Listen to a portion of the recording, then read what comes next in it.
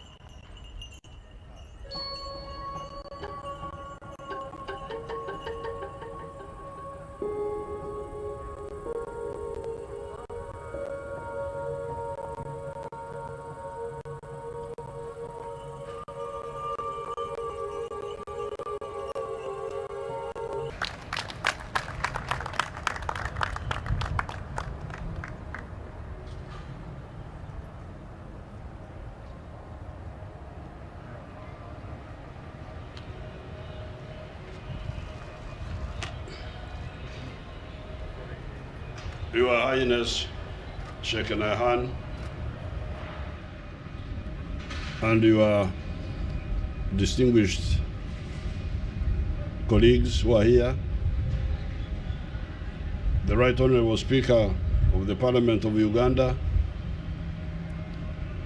and all the participants. First of all, I want to thank the UAE for organizing this great occasion where the world can meet and discuss about prosperity. Thank you so much.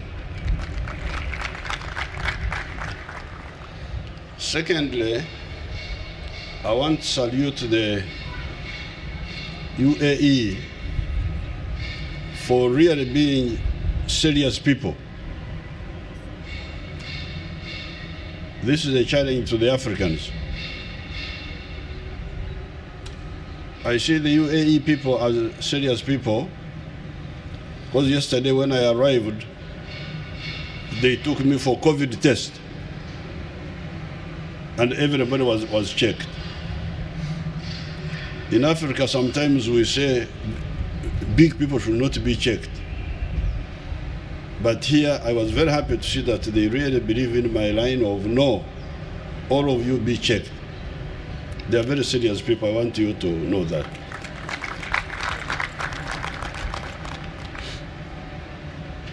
Thirdly, the UAE are a challenge to Africa. They are a challenge to Africa because they have turned a desert, a dungu, into a center of affluence. Desert to affluence. I don't know what these Africans are thinking. To see a desert so affluent because of the vision of the leaders who did this.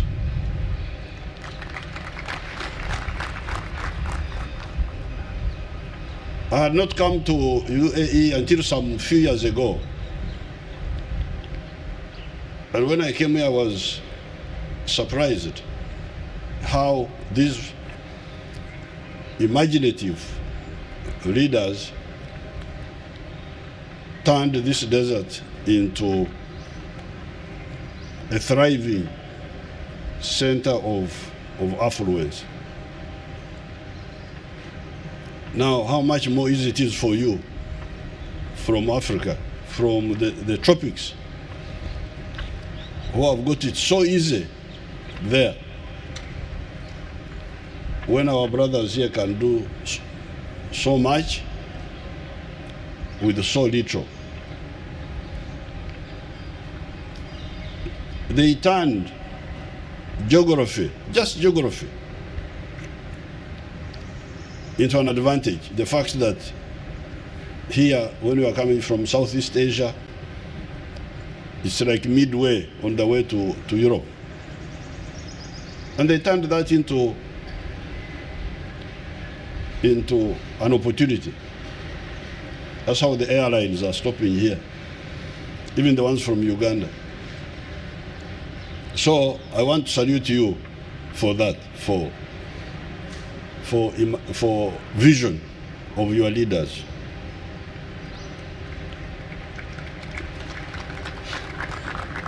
Now we are here. I forgot to ask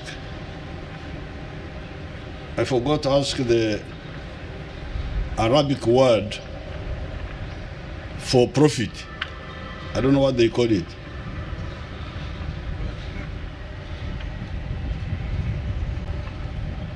Profit. Anyway, I will get it. So I think here my contribution would be to talk about profit. How do you maximize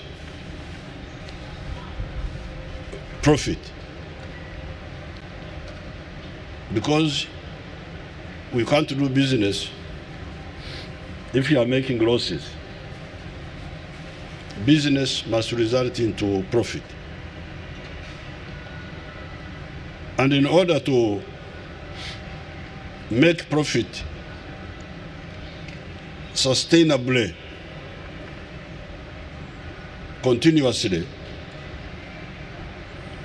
you need 3 elements. Element number 1, you produce a good or a service, a product. It can be a good, it can be a service.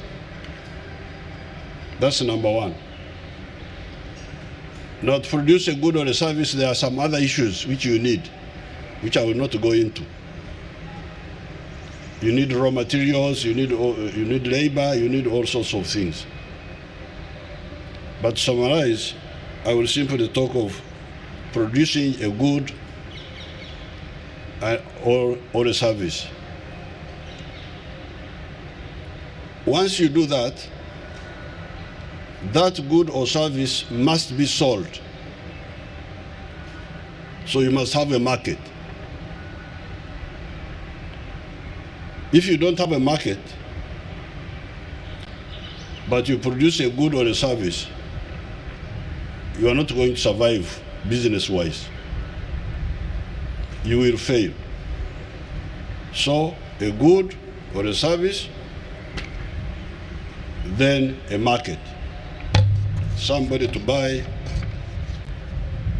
what you produce or to use the service you are offering. Now finally, you need infrastructure to make sure that the good or the service you have produced is accessible or reaches the market. These, to me, are the acid tests of business. If you want business to start, these 3 must be there. If you want business to succeed, these 3 must be there. And that's why my team this time also were imaginative also. That's why they were saying that Uganda is the right place at the right time. Because Uganda happens to have all these 3. When you come to invest in Uganda, you can produce so many goods and so many services. The spectrum is so big, it's really unimaginable. There's nothing you can't produce in Uganda. From raw materials of agriculture, raw materials of forestry, forest products, raw materials of marine products, of fish and so on, raw materials of crops for food, and crops for textiles, and crops for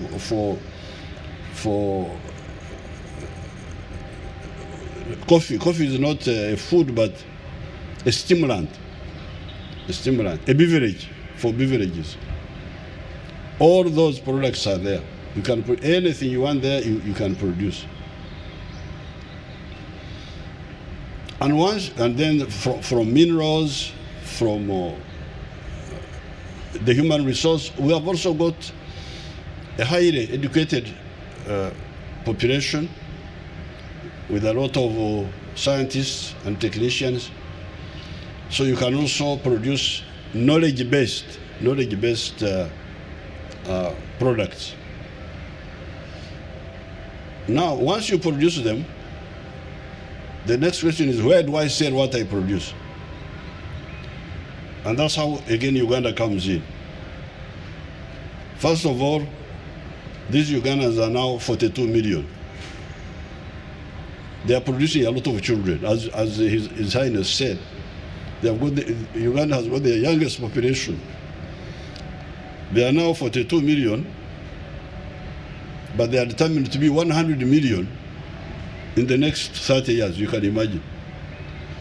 There will be 106 million by 2050. So, and I'm not worried about them. Some NGOs were worried that there are too many. I said, don't worry about them. We shall manage them, we shall handle them. But it's not just Uganda. So that market of Uganda is there. 40 million now will be 100 in 30 years. But that's not the only market. Once you produce a product in Uganda, it can be sold in the whole of Africa. Because now we have got the CFTA, Continental Free Trade Area. And Africa has now a population of 1.4 billion people.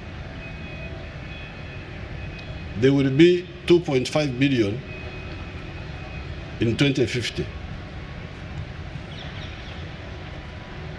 So you have the market of Uganda, the market of East Africa, the market of what they call COMESA, and the market of the whole of Africa. There are still some problems of infrastructure in some of the areas, but they will be sorted out in time. Then, because of our history, we have links with the United States of America. You know, there are many Africans in the United States. In fact, one of them was the president of that country recently, if you remember. An African man took over that place. Now, because of that relationship with our people there, some years ago, we negotiated with Mr. Bill Clinton to allow our products to enter the American market tariff-free, quota-free. No tax, no limitation, no limitation of quantities. These people here, they should give you the list. I think the list is 6,500 products. One of the ladies is there, you stand up and they see you, that's one of them who is in charge of that. Give that list. Those products, you produce them in Uganda, they can enter the USA without tax, without limit as to the amount, to the quotas. Then the Europeans, we are committing revenge on them. You know, those Europeans come and invaded us, they colonized us, we kicked them out. So we are now coming back to commit revenge on them. We say, you buy our products. And they can't say no, because they have an old debt.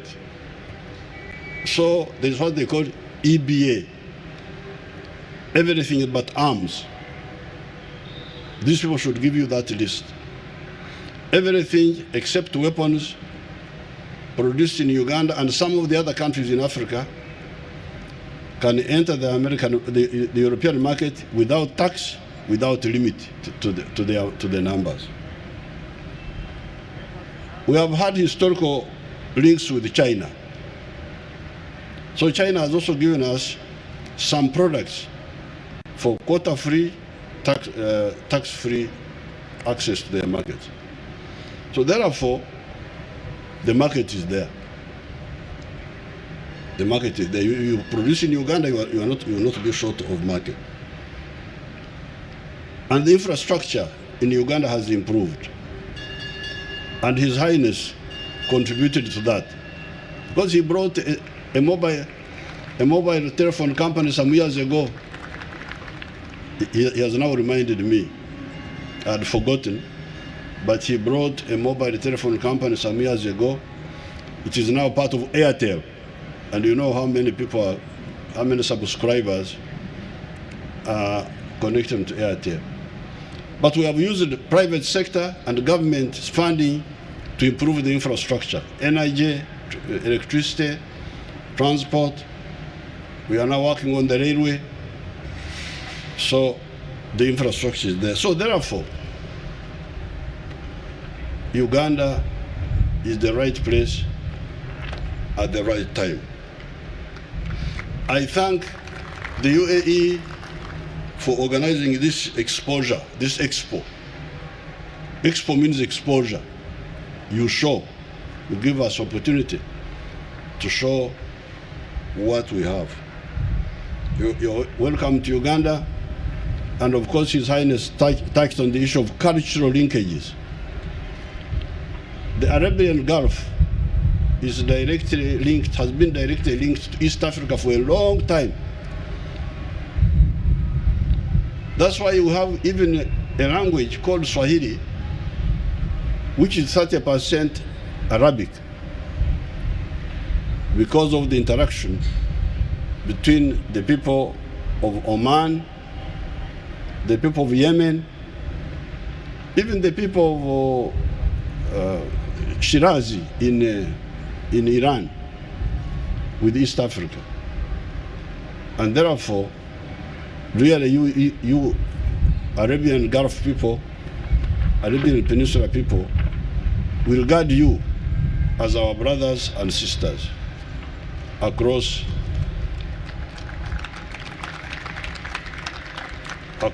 the Red Sea. This is apart from North Africa, Egypt and so on, but directly now with the Gulf and East Africa. So I thank the UAE for this opportunity. God bless you. Thank you very much.